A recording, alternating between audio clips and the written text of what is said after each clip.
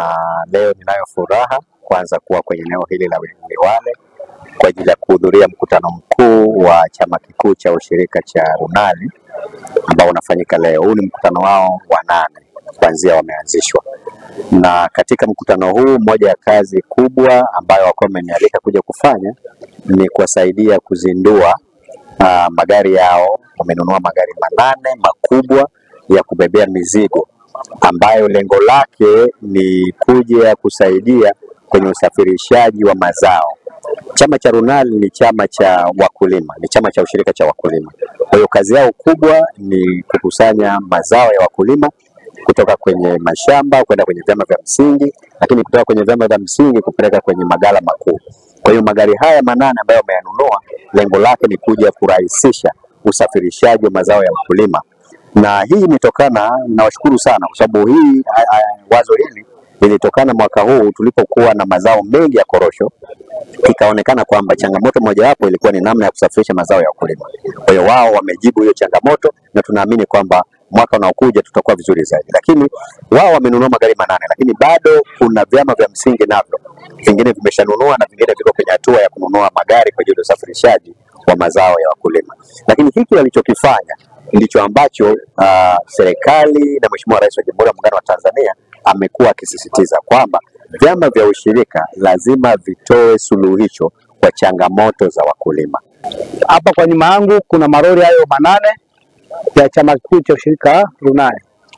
Kwa nini tumewaza wazo la kununua ya maroli kama taasisi au kama chama cha ushirika?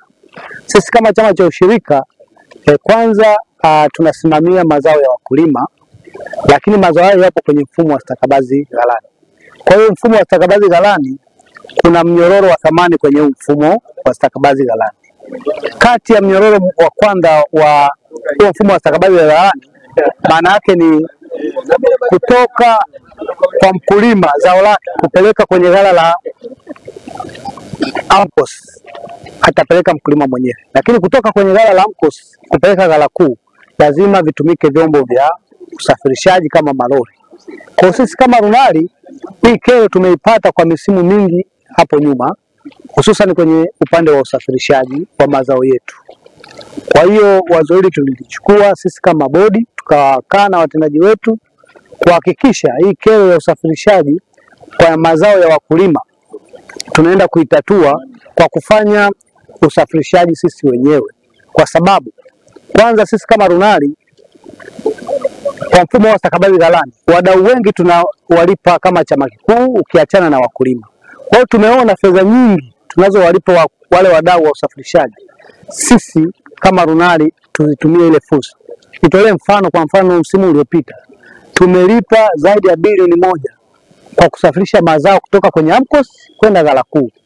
Lakini sambamba na hilo tumesafirisha pembejeo kutoka Mtwara bandarini kuja kwenye maeneo ya Ruangwa na Chingwea na Liwale.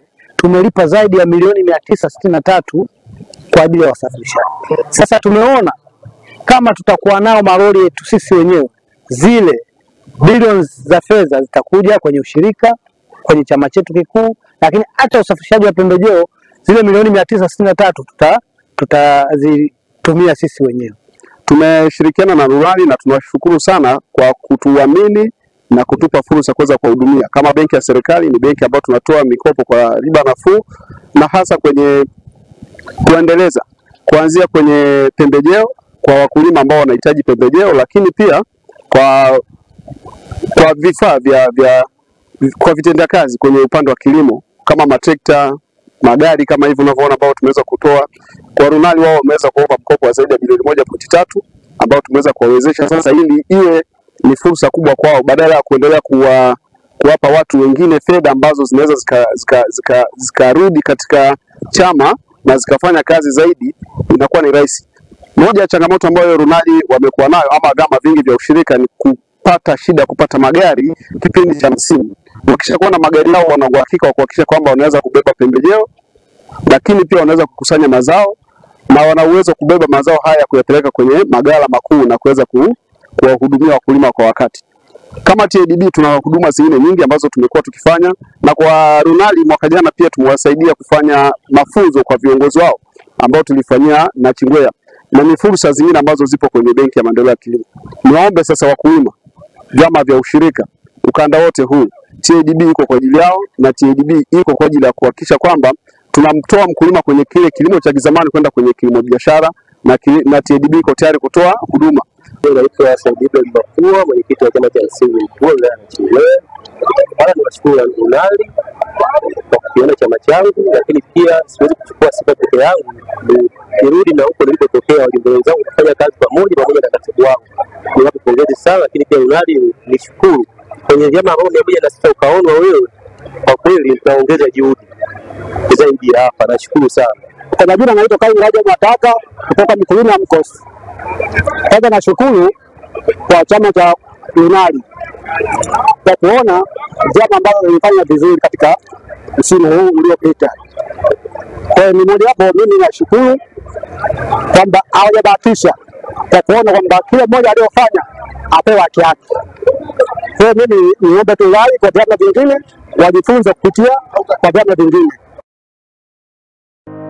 Ili kuwa mwanafamilia bora wa Global TV, usisahau kusubscribe, like, kushare na kucomment. Baada ya kusubscribe, bonyeza alama ya kengele ili kupata taarifa kwa kila video inayopanda Global TV Online.